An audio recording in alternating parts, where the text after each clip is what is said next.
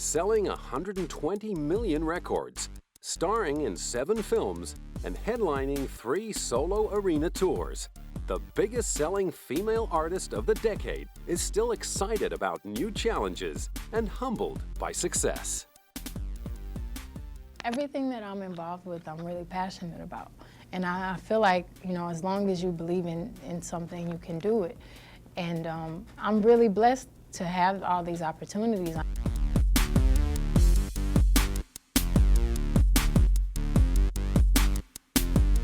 Welcome to the incredible world of Beyoncé Giselle Knowles.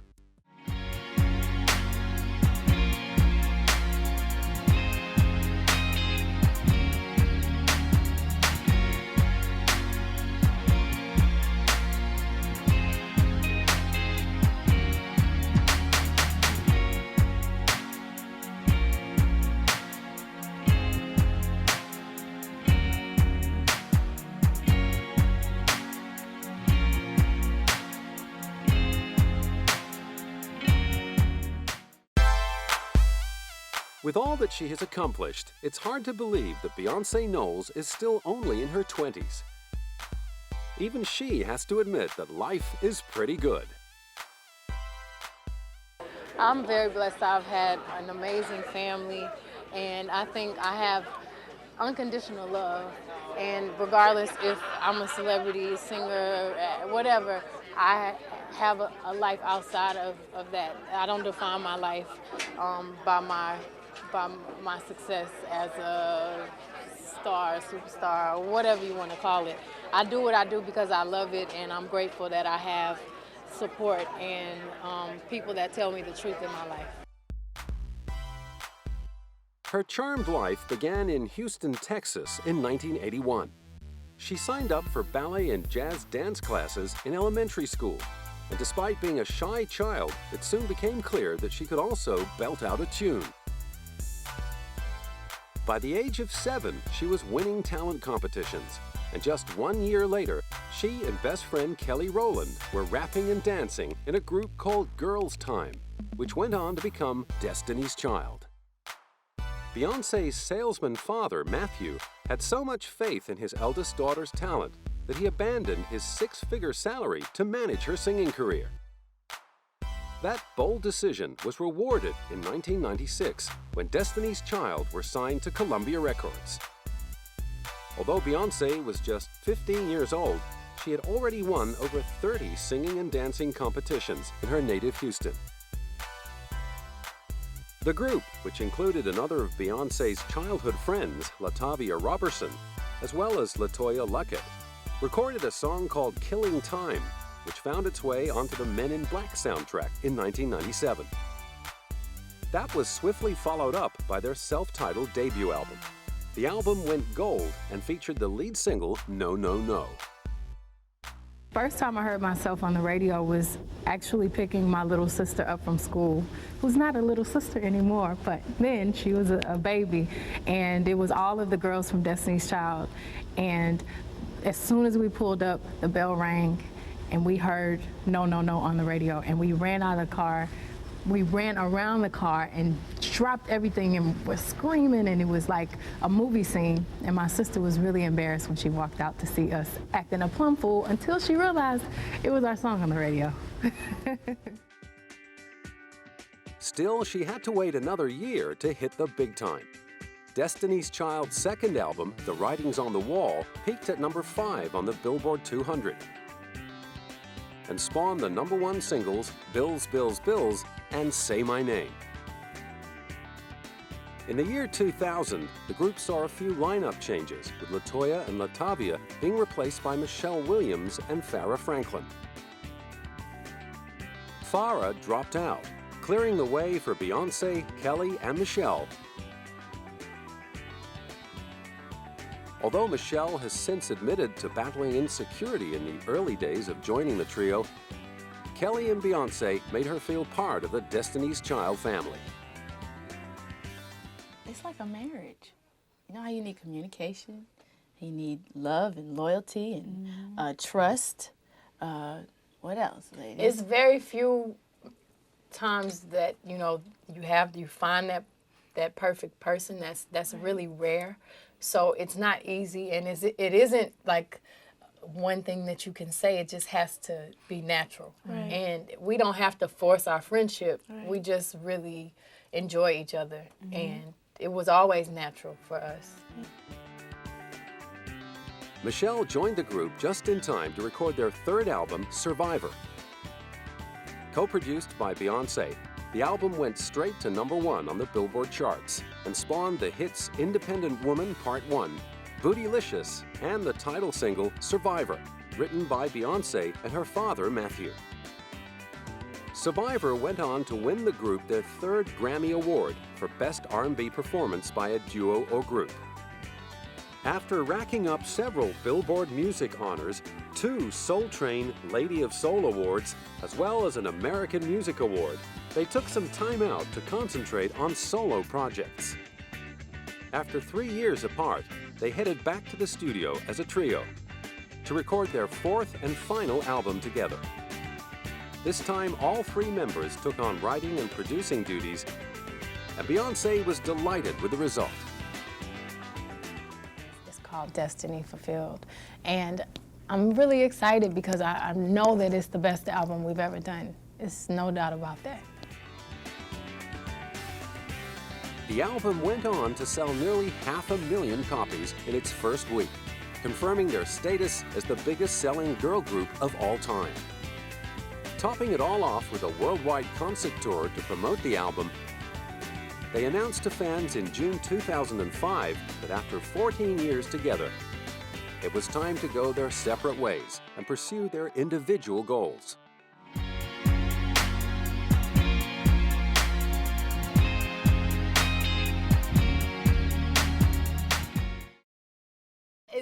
We don't like the word breakup. It sounds really sad. We like to say that it's the end of a chapter in our lives. And it's been 14 years. And everything cannot last forever. Destiny Fulfilled is the title of the album. It's not a coincidence. This was something that we thought about. And it was really important for us to end this chapter when we were successful still. And not because one person wants to go solo, or not because we don't like each other, or because we're not selling records anymore, but because it has to end at a certain point, and we all have different personal things we want to do and things with our careers that we want to do. And as far as Beyoncé was concerned, the 3 of them had formed a bond that would never be broken. They'd become more like sisters than workmates.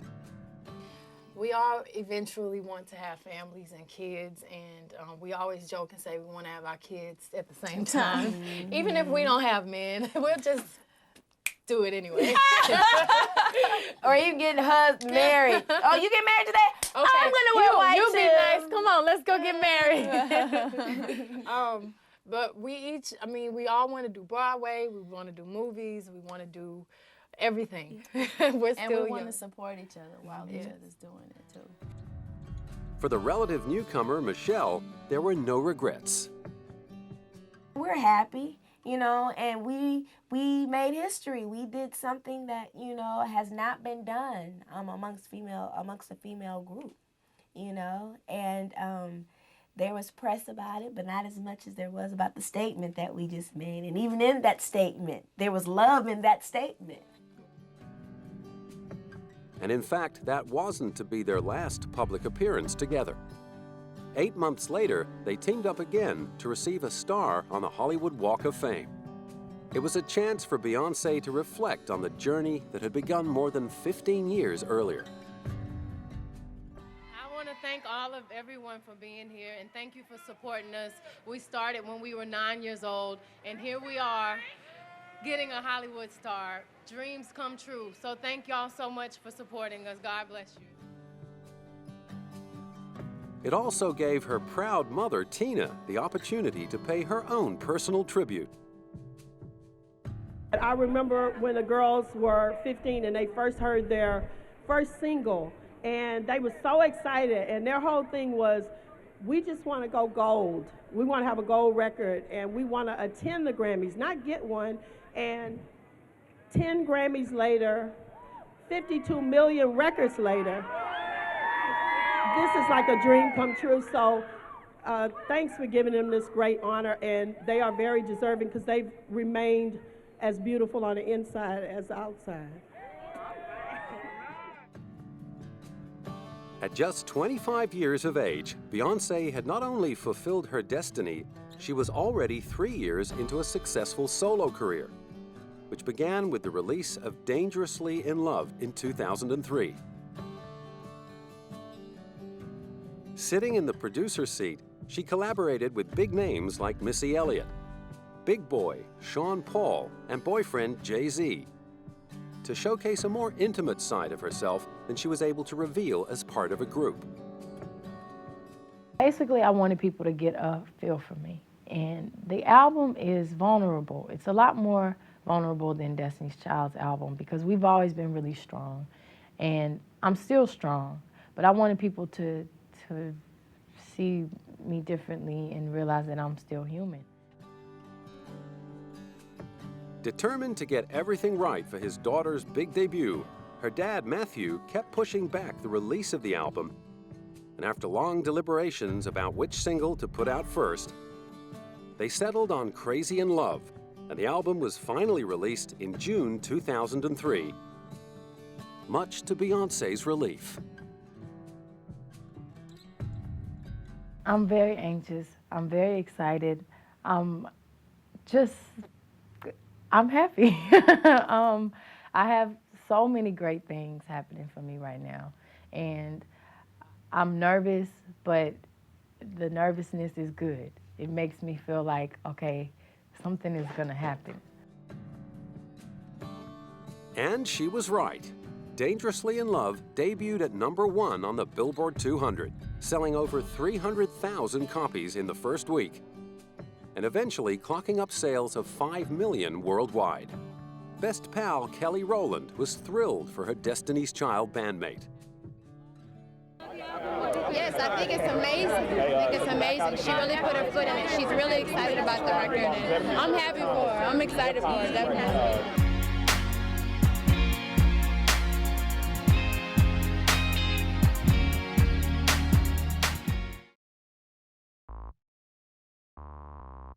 Having already earned her Best Female Artist at the Billboard Music Awards and 3 MTV Video Music Awards, Dangerously in Love looks set to clean up at the 2004 Grammy Awards, where Beyoncé was scheduled to perform with Prince. She ended up going home with a massive haul of 5 Grammys, including Best Female R&B Vocal Performance for Dangerously in Love 2, Best R&B Song for Crazy in Love, and Best Contemporary R&B Album. At the end of the big night, she couldn't quite take it all in. I'm very excited. I can't believe tonight I'm about to celebrate with Tony, and I can't believe I performed with Prince yesterday. I still can't believe it. I have to see it to believe it. It was unbelievable. I learned so much from him, and he's truly a spectacular artist. And you had all the success tonight. Are you having to pinch yourself? Does it seem real? I cannot believe it. I'm like this. Like, I don't know what to feel. It's unbelievable. Where do you think you're going to put all these Grammys? I have 3. My mother has 3 actually from Destiny's Child, so I'll probably put the other 5. That's crazy. After that, Beyoncé was everywhere, performing at every prestigious event from the Super Bowl to the 2005 Academy Awards, where she upped the ante by singing to a television viewing audience of millions in French. Fearless as ever, she didn't flinch. It was amazing, actually. I was more nervous in rehearsals. When I got there, I was confident, and I did it, and I'm very proud. I can't wait to go home and watch it. Also on the agenda was her final album with Destiny's Child, and getting serious about yet another career as an actress. I haven't even been a leading lady yet, which has been my choice because I want to make sure that I know exactly what I'm doing when I do it, but I have that. I have so much more to do. With so many things on her to-do list, Beyoncé was forced to postpone plans to record a follow-up to Dangerously in Love until early 2006. Finally, she was able to squeeze in the time to sit down with collaborators Rich Harrison, Rodney Jenkins, and Sean Garrett to work on the new album. She decided to call it B-Day, and its U.S. release was coordinated to coincide with her quarter-century anniversary on 4th of September 2006. The best birthday gift is for my album to be received really well. And I think I'm just gonna have like an intimate dinner with my friends and hopefully some good food. I'm gonna have a party after an award show in New York on the 31st, but it's gonna be like a big party with a lot of people, so I won't be able to relax. So I'll do it on my actual birthday, just at home, private, intimate dinner. Instead, she decided to spend the big day kicking her heels up with fans in Japan. There were more celebrations after B-Day hit the top of the Billboard charts, with sales of more than 500,000 in its first week of release. Irreplaceable, it stayed on top of the Billboard Hot 100 for 10 straight weeks, giving Beyoncé the most successful single of her career. She also had a UK #1 with Deja Vu.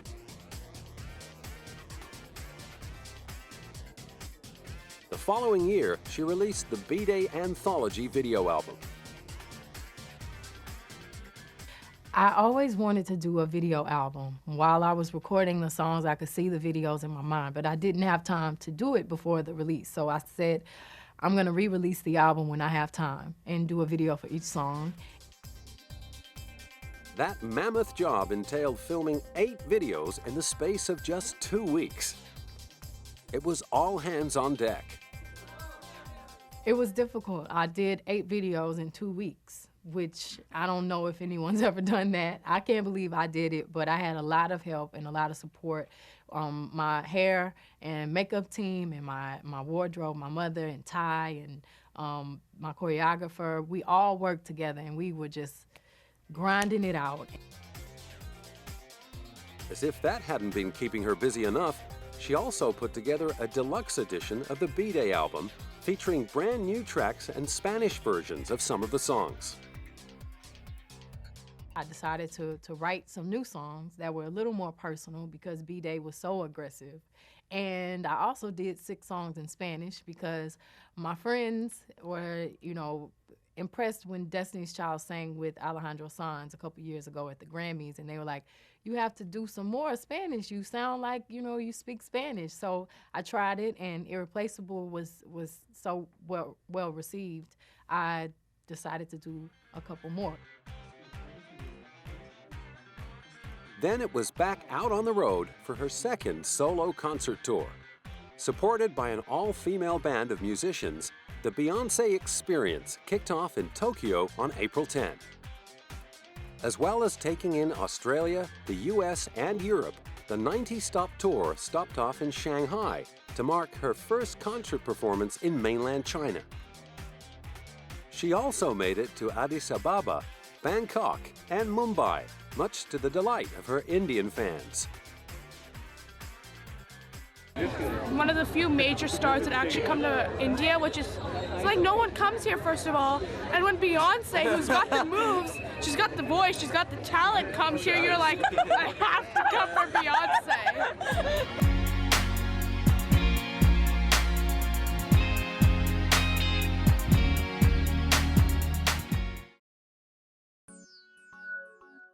After one of her many costume changes during the Indian concert, she took to the stage in a traditional sari to sing Dangerously in Love.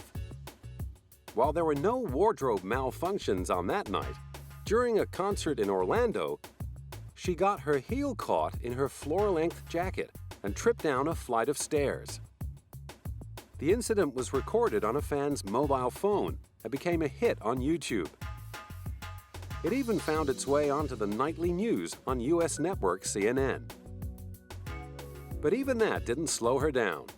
After picking up yet another Grammy for Best R&B Contemporary Album, she knuckled down to the job of recording her third solo album, I Am Sasha Fierce. And I actually wanted to reveal more of myself, so I named half of it I Am.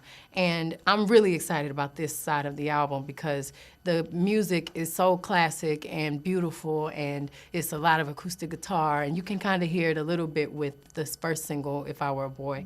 And it's just beautiful songs no matter what the music is. Sasha Fierce is the character she likes to adopt when performing on stage, whom Beyoncé insists is much more bold and brassy than her real-life persona. I love to dance. I love to dance on stage and in videos. I think people will be surprised to see me dance in real life. I'm really a lot more reserved and kind of shy.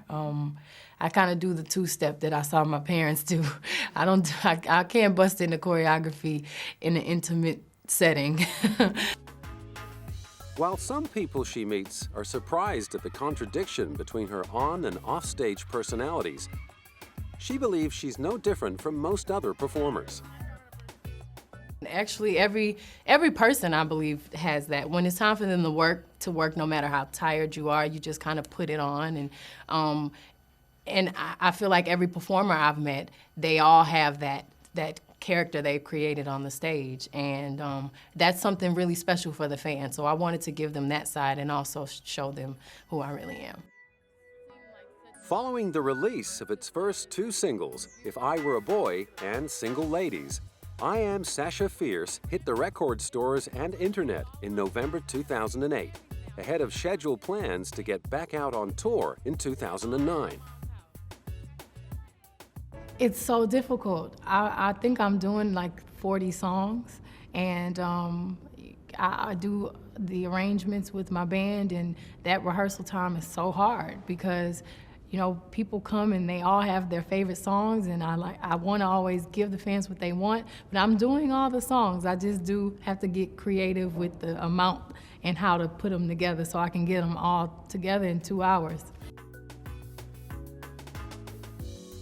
On the top of that, she had to contend with the problem of rehearsals for the shows leaking onto the internet and spoiling the surprise for her fans.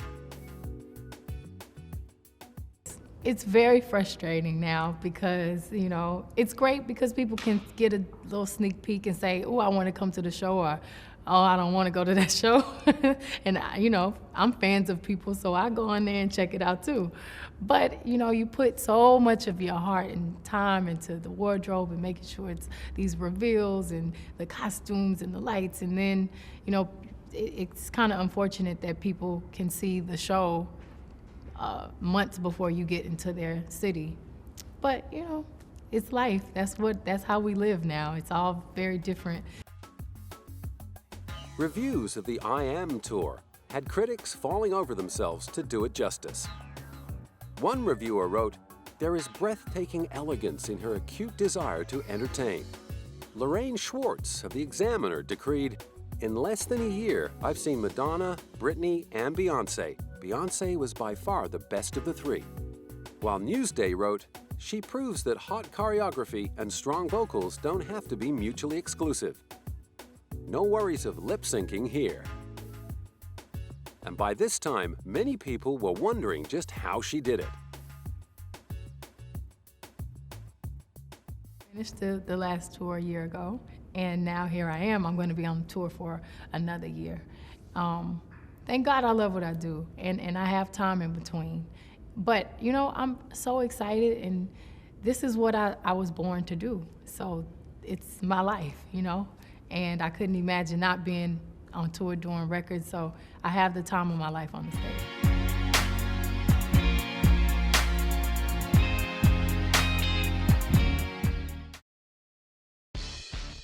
Not content with having the time of her life on stage and in the studio, Beyoncé has also somehow found the time and energy to put together an impressive film career, which began with the made-for-TV film Carmen, a hip-hopera.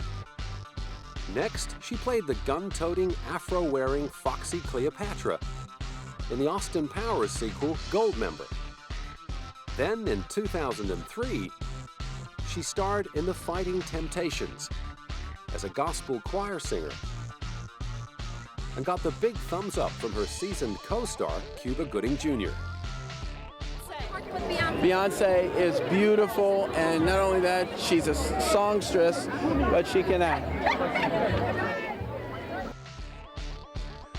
But being only her second big screen role, she was nervous about how it would turn out. I was terrified. I was terrified. And the first time I saw this, the same feeling, but I was so critical the first time. The second time was a little better. Now I can really watch it. She still hadn't got over her screen fright by the time she arrived on set for the shooting of a remake of the 60s film comedy series, The Pink Panther. But director Sean Levy helped her overcome her fears. Beyoncé and I spent a week rehearsing. So we just went right at the fact that she's not an actress, it's not her day job, and let's not pretend that there isn't anxiety. In the end, however, she took it all in her stride. Well, it wasn't very difficult. I didn't have to do much research. I was playing an international singer. And it was so easy. It took me a couple weeks, and I got to work with the best, Steve Martin and Kevin Kline, who I grew up watching their movies, and now here I am in another. Although she could have done without the extra challenge of trying to keep a straight face while working alongside a rather distracting co-star in Steve Martin. I have to just be serious. I have to stay in character and play it straight, and I can laugh after when I watch the playback. But she wasn't going to let anything get in the way of her ambition. You know, I admire Barbra Streisand, Cher, Diana Ross, and they sang in a lot of their movies, but when they acted, they really acted, and they were really good. It doesn't matter to me. I eventually want to do a really big musical. That's my dream. As usual, she didn't have to wait long.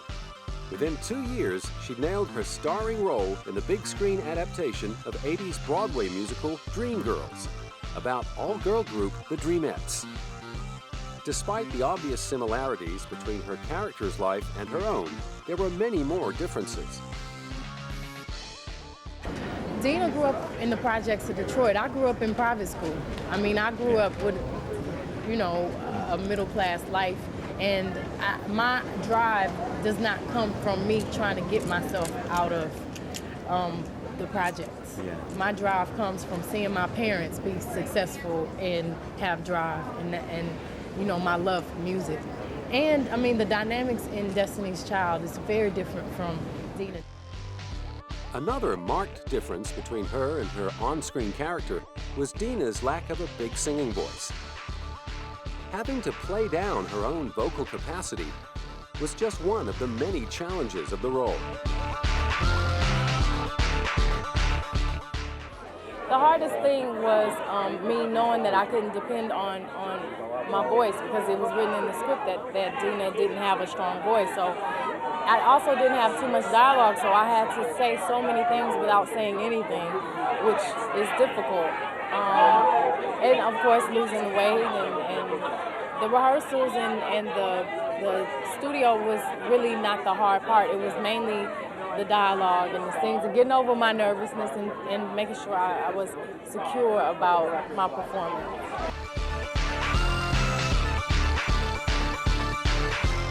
Of course, the hard work only made it more worthwhile when the New York premiere rolled around. Absolutely did. I knew this was going to be magical and this was going to be challenging, but that's what I loved about it, because, you know, I haven't ever played a part that's had so much growth, and that's such a real flawed person.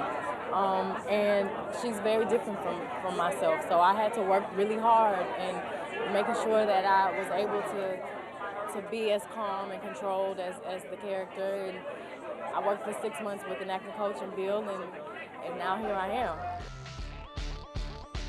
Her efforts were rewarded with 2 Golden Globe nominations and an Oscar nomination for the song she wrote and performed, Listen. By now, she'd become a dab hand at switching back and forth between careers. It's really interesting how the movies inspire the music and the music inspires the movie. Whenever I do an album and I do all the touring, and then I'm like, okay, after a year of it, I want to do something else. And I love the stability of the movies, and I just love doing something that I'm still learning, I'm new at. It's almost like starting over, which is really exciting. And then when I do that, the movie, I'm like, okay, I gotta get back in the studio. I wanna go perform every night. So it keeps my life interesting, and that's my goal, to keep growing and keep learning and becoming more of an artist, and I'm happy I've been given the opportunities to do both. She went on to prove that commitment by producing as well as starring in Cadillac Records, about real-life heroin-addicted soul singer Etta James. Oh, it was so fun. The hardest thing, probably the emotional scenes. Every day I would come home with swollen eyes and having to think about the most painful things that have happened to me in my life, just so I can give an honest performance. It was difficult because I'm not a person that dwells on negativity, and it was hard, but you know, it was necessary, and I think I gave the best performance of my life. Co-star Adrian Brody agreed. She's so impressive. I was blown away, actually. I mean, she's a hard worker and immensely talented, and she sang so beautifully and was connected emotionally to the hard stuff, the real the vulnerability of Etta James, and I was really impressed. And so were the critics. Beyoncé's performance earned her a Satellite Award nomination, as well as an NAACP nod for the Most Outstanding Supporting Actress. Her next challenge was to take on a role that didn't allow her to fall back on her singing skills in Obsessed. Her co-star in the movie, Idris Elba, admired her bravery. Especially great because she came with open arms to just embrace this character. In this case, she's not playing a singer or anything like that she's more comfortable with. It's a very, very a big challenge for her, so did a good job.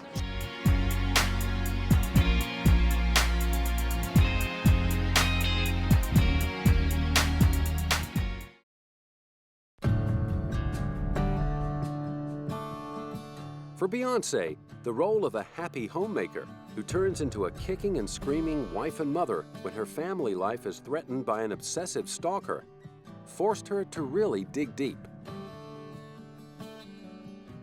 This was really serious, and it came from an emotional place. So anything that was really painful and anything that I have to fight in my life, that's what I thought about. So it was way deeper than the exterior, way deeper than dancing or performing or being, fierce on the stage.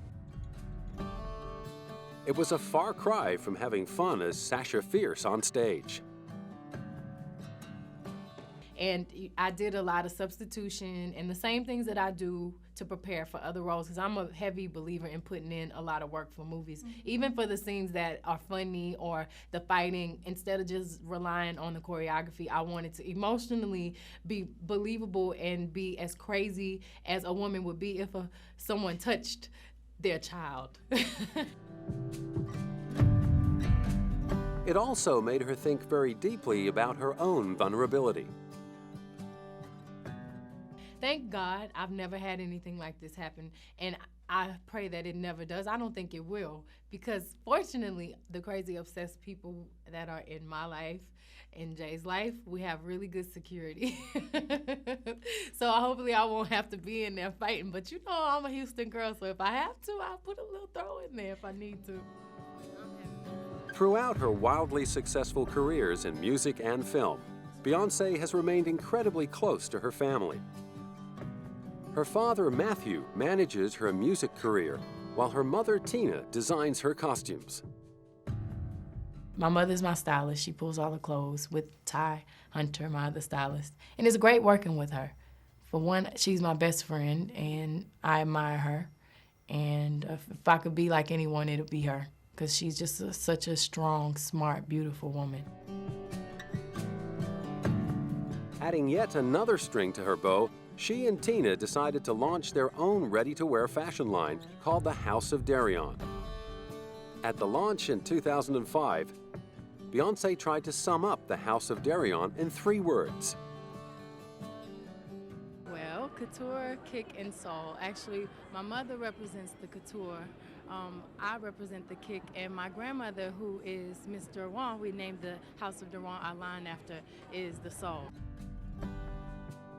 Since then, the House of Darion has branched out into the world of mobile gaming with a social networking game called Beyoncé Fashion Diva. The Darion launch followed her collaboration with Tommy Hilfiger as the face of their new fragrance, True Star. People ask me, why Beyoncé? And it's a very simple answer, and I'm sure you all know the answer. Beyoncé is a true star, and she is a true star in the true sense of the word.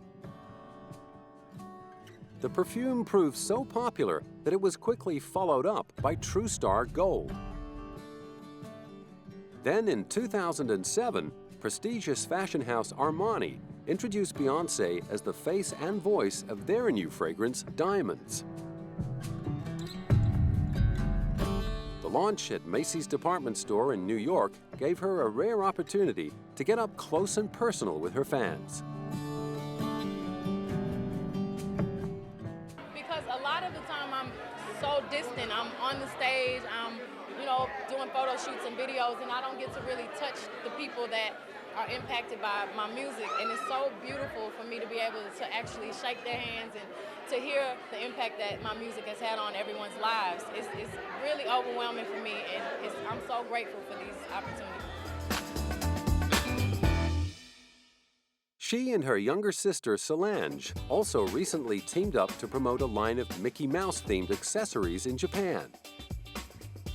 According to Forbes magazine, that endorsement deal helped to take Beyoncé's earnings up to $87 million between June 2008 and 2009, bringing her in at number 4 on the 2009 Forbes Celebrity 100 list. In terms of influence and earnings, that put her ahead of husband Jay-Z, who came in at number 7, and whose own remarkable achievements have made him one of the richest hip-hop artists in the industry. Originally christened Sean Carter, Jay-Z grew up in the tough housing projects of Brooklyn, New York. Abandoned by his father at 12, having once shot his brother in the shoulder, and with the occasional dabbling in drugs, life was not looking too promising for the young Carter. Luckily, though, fate had other ideas. Keeping his brothers awake at night by banging out endless drum patterns on the kitchen table, Sean's musical abilities were beginning to flourish. His constant freestyling, lyric writing, and obsession with rap earned him the nickname Jazzy, and it wasn't long before Sean began to see music as his one-way ticket out of the crime-infested neighborhood. You know, you see the cycle. It happens all the time in the projects, you know. You're having a certain life, and it leads either to jail or it leads to death. So, I mean, it's up to you to change it. And for me, it was like, what I'm gonna do? Like, I'm gonna just keep running the streets forever? What I'm gonna do when I get 30? You know what I'm saying? That always stuck with me. So, I had a talent to rap, but it was a gift, and I didn't recognize it as a gift in the beginning because it was a gift, so it came easy for me to put words together. And my mom will always be like, you know, anything that you want, you got to work hard for. Although now fully concentrating on music and beginning to generate positive feedback, no major label would give Jay-Z a second look. His only option was to start up his own independent label. He named it Rockefeller Records and released Reasonable Doubt in 1996. That's my favorite album. That's my baby right there. I have so many special songs as far as the guest appearances, I'm just amazed at the people and the level of talent I got on it between Mary and Big. You know, having both of them on that album. You got to remember, I was an artist out of nowhere. I didn't have a single out on anybody's record. I didn't have a record deal that everyone was talking about. You know, I just came out of nowhere, and to have those type of that level of talent on your debut album, you know, it was a blessing. I mean, everything just worked out. As well as heading up his original independent label, Rockefeller Records, he served for 3 years as president and CEO of hip-hop superlabel Def Jam Recordings. His aim in taking over the position in 2005 was to bring an artist's perspective to the top job. Given the power to make or break new artists, his priority was to protect the integrity of signed acts and to make it all about the music. You have to let, I like to say like the inmates running the asylum now, you have to let people infiltrate the system in order to correct it. You have to get in there. People that's outside of the system have to get inside the system in order for it to be better, in order for people not to take advantage of artists, in order for people to care more about the music, you know, than quarterly numbers. As if running 2 record companies and a highly successful performing career weren't enough, Jay-Z was also one of the first artists to extend his reach beyond music and into the fashion industry. In 1999, he teamed up with business partner Damon Dash to launch Rocawear, an urban clothing line that soon expanded its range to include everything from socks and sandals to sunglasses, and now boasts an annual turnover of $700 million. After selling the rights to the Rocawear brand Iconics for a cool $204 million, Jay-Z can afford to be a little smug. You know, in the beginning, people thought hip-hop was just a passing fad, and that's what people say about urban apparel groups, you know, companies. You know, they say that, you know, it's just this thing that happens over a couple summers and then you go away. But, you know, we started this in 1999 and we're still here, still like #1 in our sector, so we're still here. Despite selling the rights to Rocawear, he has retained his stake in the company and still oversees the marketing, licensing, and development of new products, like a new social networking site that offers style and music news. But for Jay-Z, Rocawear is much more than a money-making venture. So I'm very hands-on. I'm hands-on. I mean, I've become lately, in the last three years, you know, I'm here, you know, on a daily basis. But, you know, I'm very hands-on with the designs, the marketing of it, and, you know, just the overall look and feel of Rocawear because it's my voice. And partly due to his success as a fashion mogul, when Reebok approached him to create his own sneaker, the boy from the wrong side of New York couldn't believe his luck. I think I grew up in the projects, you know what I'm saying, and we had to prepare to get shoes. It took us months. We had to save up and take out trash and do chores to get sneakers. So, I mean, to go from that to having your own sneaker, just the most incredible thing in the world. It went on to become the fastest-selling product in Reebok stores around the globe. Jay-Z had become the artist and entrepreneur of the moment, and it seemed that everything he touched turned to gold. In recognition of his uncanny ability to tap into the zeitgeist, he was named 2006 GQ Renaissance Mogul by GQ magazine. It's the standard, right? It's the standards where you look to see if you're on pace or, you know, hopefully ahead of time. Together, Beyoncé and Jay-Z have become the most powerful celebrity couple in the world, far outranking the likes of Tom Cruise and Katie Holmes and Angelina Jolie and Brad Pitt. According to luxury lingerie label Victoria's Secret, they can also lay claim to being the world's sexiest couple.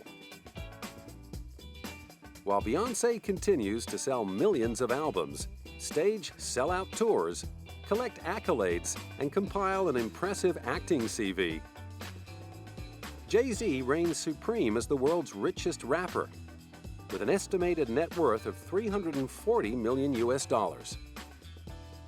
Despite their respective high profiles, Beyoncé and Jay-Z have done their best to keep their love life out of the public eye, with Jay-Z once stating, We Don't Play With Our Relationship.